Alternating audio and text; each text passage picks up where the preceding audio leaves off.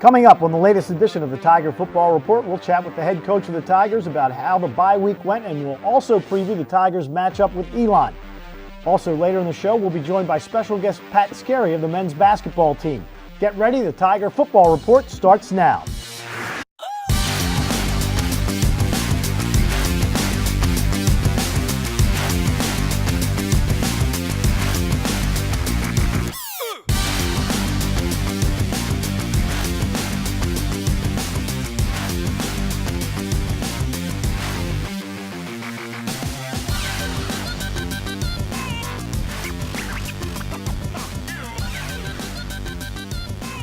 Hello, Tiger fans, and welcome to another action-packed edition of the Tiger Football Report. I'm the voice of the Tigers, Spiro Marikas. While there was no game for the Tigers this past Saturday, that doesn't mean that it wasn't an important week for the players. They got a chance to rest their bodies and sharpen their minds as Towson gets ready for their next opponent, Elon. But we'll get to that a little later. Let's now welcome in the head coach of the Tigers, Rob Ambrose. And Coach, first off, how are you feeling now that the bye week is over, and did you get any rest? Yeah, I did. It takes a little while to learn how to do that, and the schedule didn't change that too drastic for us. But it's good to be back. I'll put it that way. It's good to get back in the rhythm of things. And we got some practice in last week. We got some scrimmage in with the young guys. We got all our workouts in. I bet there was some academic work that was caught up on that was needed. And over the weekend, I got a chance to see my kids in their personal lives, both athletic and social, and that was new and different for the fall on a weekend. Did they remember you? They know exactly who I am. Hey, come on, I'm not completely vacant all the time, but they know. You said you got some practice time in last week, as opposed to this week where you're in a normal week for a game. How do you practice differently when you don't have a game coming up on Saturday as you do when you do have a game coming up? Well, when we have a game coming up, obviously everything is geared toward that. There's a laser focus on what we need to get done, how we need to get it done, and how quickly we need to get it done with a countdown clock labeled sense of urgency on the back end. In a bye week, you have to think about what needs to get fixed a little bit, what needs to get worked on, and you need to get these young guys a lot of reps, the guys that don't get all the game reps on Saturday. And I'd be entirely remiss if I didn't point out that we needed to get in the training room. The players got in the training room, injured players, healthy players got in the training room. I'm betting a couple coaches got in the training room. We needed that. And this was a chance for us to get healthier, and I know that happened. The players coming off that victory against Delaware in what will be 2 weeks on Saturday, did you tell a difference in their gait this past week in practice, that it was a little different because you got that first CAA victory and things seem to be headed in the right direction? It is comparable historically against last year. That in the fourth quarter we're up 31-17 and it looks like it's locked up, and it wasn't. And that we went into a bye week with a loss. And that might have been, we went into a bye week with an ugly loss. Not a blowout loss, one that we gave away. That might have been the worst taste in your mouth for an entire week I can ever remember. That we were actually begging not to have a bye week. Could we play the game? Whoever we played, could we play them on Monday? And that was a terrible, terrible feeling. I think the small amount of guys that were true veterans that played in that game, that lived through that, they didn't want any part of it. And going up and playing Delaware like we did, it was rewarding. That's a great way to say it. It was rewarding. That hard work, focus. And it wasn't any one aspect of the team. It was the entire team. It was a great team win and a tough place to win. So, yeah, there's a different attitude in a bye week coming off a big win like that, especially from where we were coming from. Is there a difference in what you? I know a lot of coaches throw carrots out to their players that, you know, if you win, we'll take 4 days off. If you don't win, then we're not taking 4 days off. Do you do that kind of a thing, or no? You have it planned before the season even begins of what you're going to be doing during that bye week period? The general plan for a bye week is put together a good 6 months before you ever get there. I'm not going to say that it doesn't get tweaked year to year based on needs or situations. I do not put that kind of carrot against a win and a loss. That we shouldn't be trying to win a game for days off on the back end. And to be honest, everything we do on the back end after a loss is for growth moving forward. So we don't want to use that kind of thing. I will say that the amount of work that needs to get done is in direct correlation with how you play the week prior and what you need to do moving forward. And the guys knew that going in. So we accomplished all the things we really wanted to get done last week. You're into the final third of the season, 4 games left. As the season and you mentioned that you script your things 6 months ahead of time. How do you script your practices as the season goes on? How does that change, say, this week practicing for Elon as opposed to when you were practicing week 3 against North Carolina Central? Well, you could say that it changes throughout a season and also changes for a season. That I go back 4 or 5 years and we were in full pads as far as I remember every single practice from the beginning till the end. And there was a good reason for that, for how we didn't play previously and the expectations. And to be honest, the pads are for protection. There's we practice pretty smart. We don't tackle all the time, but without pads on, with guys falling down, people get hurt.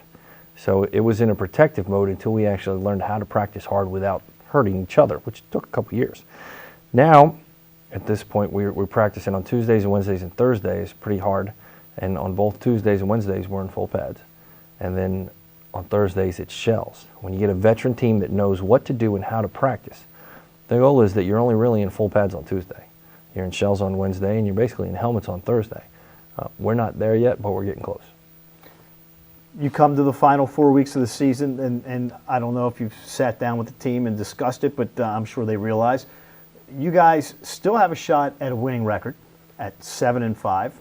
And if goofy things happen, you never know what happens if you get to 7-5. I'm sure they're well aware of that. Crazier things have happened. What was the one year where we went into the last game and we tied for the conference title with how many other teams? Which is, kind of insane. So it is something that we have general knowledge of, but we have not sat down to try to dissect because it's none of which we can control. The only thing we can do is go practice really hard, focus on our opponent, and be ready to come play on Saturday. And if we do that well and we do that over and over again, we'll let the chips fall where they may. And, wherever we end up, we'll have earned it. And we want to earn the best possible result that we can.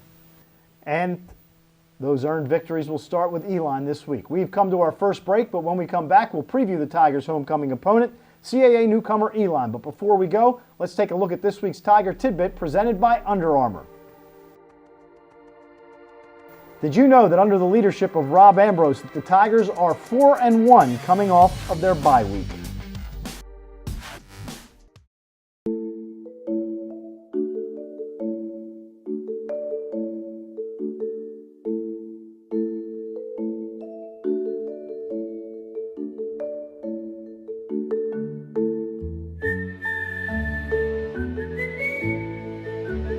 Virtual Wallet can help you be that person who's good with money. See what's free to spend, move money with a slide, save with a shake. Feel good about your decisions. Brian Vickers, Aaron's sponsored driver. He doesn't just love racing, he lives it. He got the paper! Woo! His pit crew follows him everywhere. Oddly, so does his boss. Red, sign that. Yeah! And his passion for racing is rivaled only by his passion for errands. No credit needed. I'll take it. Woo! Congrats. Aaron's makes owning easy through lease ownership, so you can own the life you want. You'll find it on the sidewalks of Little Italy and on the porches in Catonsville. You can see it when friends meet in Mount Vernon. It's pride. Pride in our city, pride in our people. That's why MedStar Health is building the most accessible healthcare system in the region to look after everyone from Lutherville to Locust Point. So no matter where you go, no matter who you are, you're never far from MedStar. White Market's ice cream plant is based in Sunbury, Pennsylvania, and locally owned and operated. We've been making our ice cream for nearly 50 years. We create roughly 70 flavors of ice cream right now. We use local ingredients, especially our cream, which is from our milk plant. The cream is what gives our ice cream a rich and creamy texture. Now, together with our customers, we've created a a product called Peanut Butter Indulgence, which will be coming out this summer. It's a peanut butter ice cream with sea salt caramel swirl, chocolate-covered pretzel. How could you go wrong with that? Personally, I love our ice cream. You come to our house at any given time, you'll find at least 5 packages of ice cream in our freezer. Our kids grew up eating Wise quality ice cream, and now we get to treat our grandchildren to it. It's been a pleasure for me to be tasting ice cream for over 40 years for Wise Markets, and I'm loving every minute of it. Welcome back to the Tiger Football Report. I'm your host, Spiro Marikas, joined by the leader of the Tiger football team, Rob Ambrose. And Coach, you've had to deal with this a few times in the past year or so, and that is you're playing a conference game against a team that you aren't used to seeing. This year, it's Elon in the CAA. Elon comes into this game. They have lost their last 5 ball games. They're 1-7 overall, and they're still looking for their first CAA victory. I know early in the year you kept talking about how your team was going to have a bullseye on their back because of what you accomplished last year. For Elon, this could be a game that they have targeted. Well, you know, when you play in the national championship, clearly the next year everybody's looking for you. Really, you know, you're the 2 best teams in the country, and everybody's going to give you not their best. They're going to give your best plus some. I'd say, you know, I know Rich Skrosky, head coach there. He's a very good football coach. He actually has a guy on staff named Scott Van Zyl, played here as a football player, had a great career at Monmouth as an offensive coordinator, and he's a good football coach in the first year of a regime change, a scheme change, attitude change, conference change, culture change. And anybody, any coach, any first-year coach in this league is pretty likely to have a shock to their system at the sheer physicality and the number of amazing quality opponents from top to bottom. This has been one of the years where we had 7 or 9 teams that were in the top 25. But if you ask any coach in this league, any week, you could throw all those stats and records away. There's too many good teams, there's too many good players, there's too many good coaches. So, you know, his record really doesn't mean anything to us. We're not focused on that. And I don't think anything we've done last year, they've got the injury bug too. And I don't think anything we've done last year is going to matter to them. They're just looking to win the next play just like we are. When you were the offensive coordinator here, you went through the same thing. The Tigers were in a non-scholarship mode and then moved to the Patriot League. And it was kind of a culture shock for you guys those first couple of years. I do remember the first couple of years of the Patriot League. I don't think I was the OC. I was just a position coach, and there were some really great football teams that were playoff teams that were 10-win teams year in and year out. Colgate and Lehigh and Bucknell were running the gamut year after year, and it was a buzzsaw playing all 3 of them. And this is a step above that because top to bottom, it's a buzzsaw every week. So, and you have to grow into the knowledge of who you're playing. You have to grow into the knowledge of their players and their schemes, and the sheer competition top to bottom. Your best 11 might be able to hang, but your best 11 aren't going to play all season long, most likely, and you're going to have those backups and their backups ready to play, and that's a difficult challenge for anybody. The odd part is Elon's won victories coming against an FBS school, Charlotte, who took James Madison down to the wire last week. Yeah, you know, Charlotte's it's an enigma. I've seen them on crossover film a couple times, and they're extremely talented at a lot of positions. But as a growing team and being a part of a team that went from 1AA to 1A in UConn and going through that growth process, I know exactly what they're going with. And there are times that you're going to see them play to their great potential and play very well against a lot of teams, and then you're going to see them, you know, not play well. And for Elon, it was a big deal for them because that's an in-state team. That's a recruiting win for them. So there are only so many FBS teams that you want to play. I wouldn't be surprised if that's a good one to play right now, and I wouldn't want to play them in the future because they're just going to keep building and being stronger. But it was a good win for Elon, and it's something for them to build upon. And if you think about it, in the history of them as a 1AA team or an FCS team, they really haven't been at this level that long as an institution. So to get that win this early in their growing process is pretty impressive. Says a lot about their coaches. They come into this game, their quarterback Mike Quinn is averaging well over 200 yards passing, although he has thrown almost twice as many interceptions as touchdowns. When you see him as a quarterback, what do you see? Talent, and he has some talented people to throw to. They have a freshman wide receiver that is very, very impressive. They are very good at the skill position, and he is as talented quarterback at this level as I've seen. He is a very, very good passer. That they have had the injury bug on the offensive line, and anybody knows that's anyone who stood in the pocket knows when your offensive line is injured, you become a little more beat up and a lot less accurate. And he's had to deal with that, and so that's where some of those picks came from. But this is a young team now, and they're going to be pretty good in the future. Connor Frazier, your quarterback, knows what it's like to get up behind an offensive line that's been beat up a little bit. How has the offensive line and the rest of your players over this last 10-day period, are we going to see any players come back? I know you don't like to give out information, but are there guys that were not playing that have become healthy enough to play now? Yes. I didn't ask for names. Very good. No, like I said, we've spent a lot of time. Our strength conditioning and our physical health and the training staff in the training room, what they have done from a complete body standpoint has allowed us to recover from some of these injuries that at one time were complete season-ending injuries. Guys can tough it out and helping. We've had some guys working really, really hard in all aspects to get back on the field. I give those kids a lot of credit, that they are trying to help their brothers, are trying to be a part of wins, and that Nathan Wilder and Jeremy Pick and their staffs have done a tremendous job in helping these kids. So yes, we're going to get a couple guys back in some degree or another, and no, I am not going to tell you who they are. All right, well, we'll all have to wait for homecoming to find that out. And don't forget, it is homecoming Saturday when the Tigers take on Elon. Coach, we want to thank you for stopping by and chatting with us, and good luck this week against the Flames. Thank you, and I hope to see everyone at homecoming. All right. Even though Coach Ambrose is getting ready to leave us on this episode, don't worry, we still have plenty of show left. When we come back, we'll be joined by a special guest, Pat Skerry, as the men's basketball team gets set for their season. Don't go anywhere. The Tiger Football Report will return right after these messages.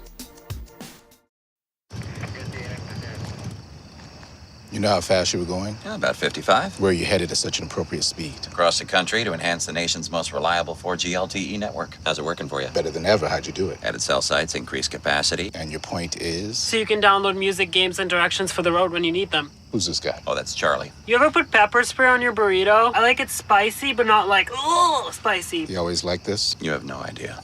AT&T, the nation's most reliable 4G LTE network.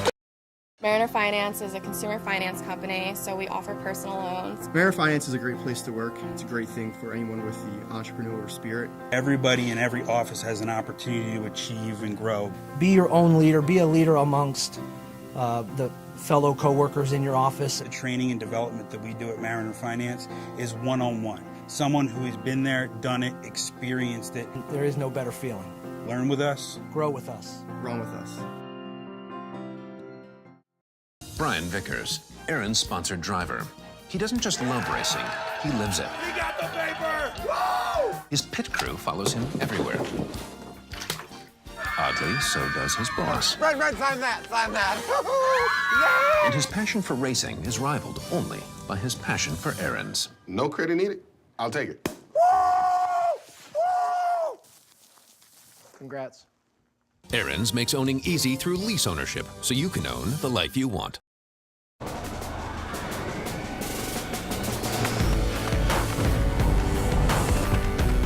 This is where the legends live, waiting for someone with better innovation. From the brand that reinvented the t-shirt comes the Under Armour Speedform Apollo. This is our rocket ship.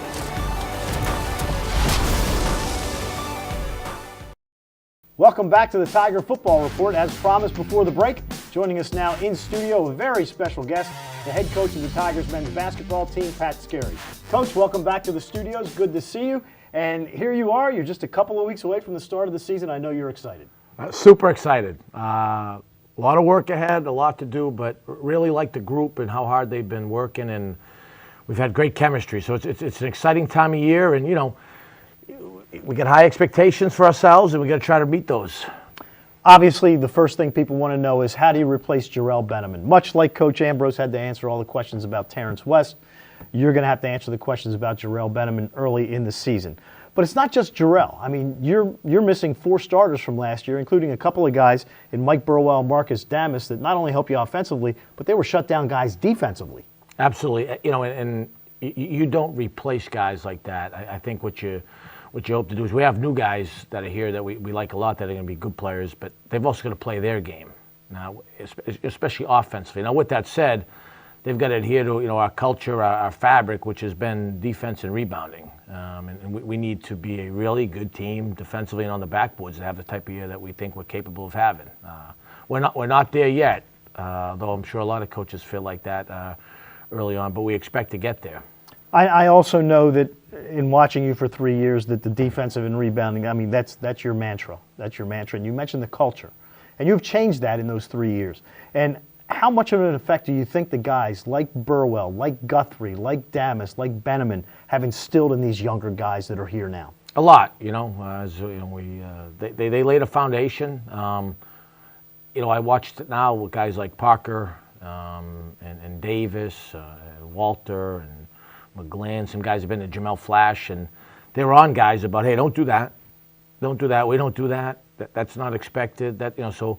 And they're also hungry for their turn because some of those guys I think deferred at times to some older, stronger personalities is because they are good teammates. So, but you're always mindful and thankful. You heard me use before, like as you drink the water, don't forget who dug the well. So it's important, and those guys certainly did a lot for us.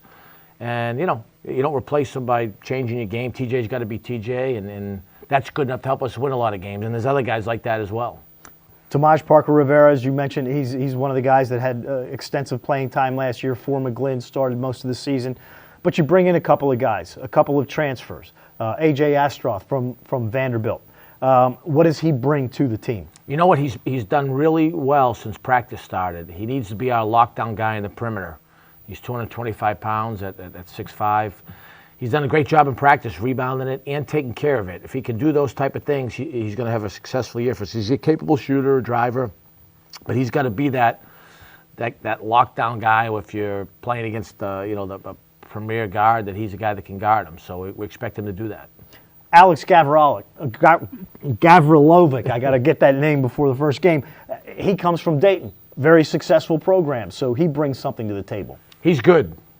He plays both ends of the floor. He's been well coached, coming off an Elite Eight team. That's a heck of a program out there, and he was well coached at IMG and with the French national team. He's going to help us right away. He scores it. He's 6'10", he's 240, and he was hurt. He broke a bone in his hand, just came back this past week, but he was our leading rebounder. He had 11 rebounds on our inter-squad the other day after 2 days of practice, so that was encouraging. I know you love all your kids, but I know a guy that you raved about last year, even though he missed part of the season due to mono, is John Davis, a sophomore from Philadelphia. He's not a tall guy. He's only 6'5", but he has got a nose for that basketball. He's a killer. He's crushing the rebounding stats. And John's going to play a lot of the 3-spot for us. And he likes contact. He embraces it. He should be rushing the passer on Sundays. But we're going to try to use his size and physicality to try to get him to punish people. And then Walter Foster, the sophomore from Atlanta, did not get a lot of playing time last year. He had injury troubles all season long. What do you see from him? 6'8", 230 pounds. Well, actually, he's 244.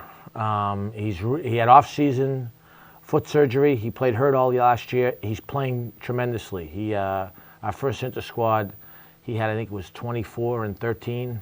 He's really shooting it. He's active. Benjamin-like numbers. Yeah, well, Walt's going to be Walt, but Walt's really talented. He's going to make a big jump this year, and he's tough. I'm really excited about, he's only been back for like 6-7 weeks now, how well he's performing.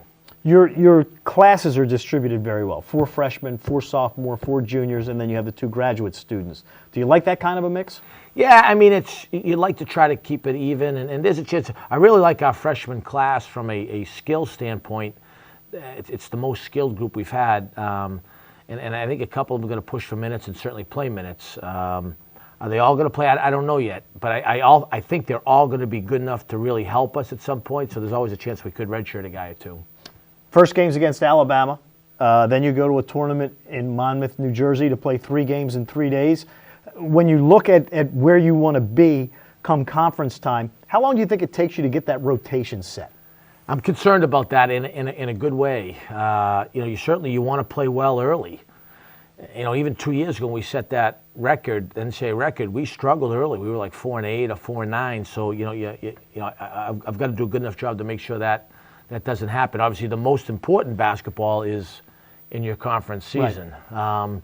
So that's something we're talking about a lot, with our scrimmages and exhibitions and inter-squads. We're going to try to play. Obviously, you'd like to win every time you step on the floor, but we're going to play different lineups and play a little bit more liberally in the hope of getting some film feel, some advanced stats on what's making us tick. The other thing that I look at, and Coach Ambrose has had this and now you have it, is you're very stable in your coaching staffs. How important is that year after year the same assistants are there with you? Well, you got to question their sanity if they want to keep working for me and with me year after year. No, it's been good. I love my staff. Our staff chemistry has been outstanding in the last couple of years. You know, Kevin Clark, Mike Sweats, Bruce Shingler, Pat O'Connell, Jimmy McCarthy are all talented coaches, Adam Fletcher. So not having that, Mike Leonard, our trainer, does a great job. That stuff really matters. It's a great group to travel with. Everyone gets along, and I think they understand what the expectations are, and they do a great job of carrying that out to our guys. You look at this team, and the expectations are not high according to the experts because you're picked 7th in the CAA this year. But when you look at the conference, a lot of teams are in your situation where they lost a lot of talented players. Delaware in the same situation you're in, Drexel in the same situation you're in. I'm sure you're not looking at it like, oh, we're a middle-of-the-pack team. I know you think you've got a chance to contend for the conference title. Well, that's our expectation. We've got a lot of work to do to reach those expectations. I do feel like the league is totally wide open. And I also will say I don't believe there are any bad teams in the league. Maybe the last couple of years there are a couple of teams that really struggled. That won't be the case this year. That I know for sure with new coaches at Wilmington and Charleston and Elon. Those teams are going to be good. So, it's going to make for a lot of nail biters, I think, and a lot of sleepless nights. But, it's what you compete for. It's what you coach for. All right, well, we know one thing. The team will always play hard with Coach Scarry on the sidelines. We have to step aside and take our final break, but we will be back to wrap things up. The Tiger Football Report returns after this.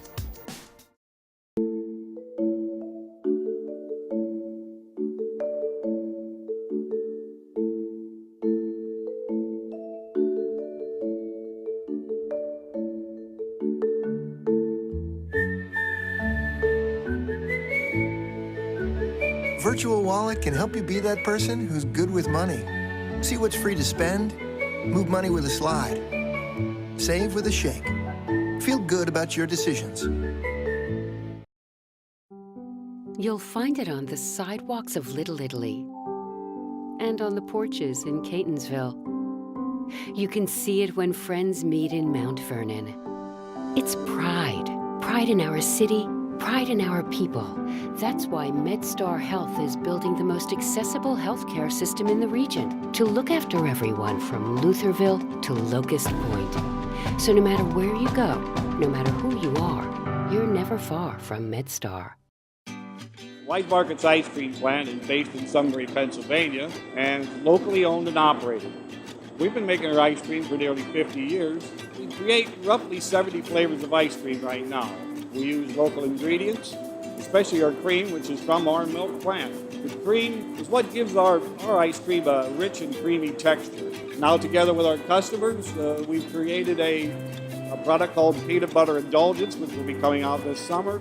It's a peanut butter ice cream with sea salt caramel swirl, chocolate-covered pretzel. How could you go wrong with that? Personally, I love our ice cream. If you come to our house at any given time, you'll find at least 5 packages of ice cream in our freezer. Our kids grew up eating Wise quality ice cream, and now we get to treat our grandchildren to it. It's been a pleasure for me to be tasting ice cream for over 40 years for Wise Markets, and I'm loving every minute of it.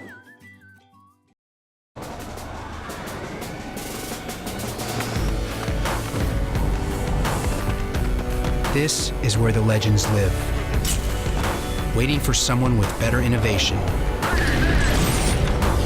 From the brand that reinvented the t-shirt comes the Under Armour Speedform Apollo. This is our rocket ship.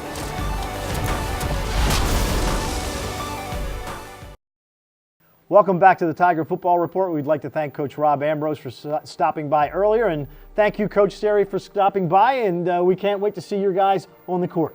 Spiro, my pleasure. And remember, it's better to live one day as a tiger than 1,000 days as a sheep.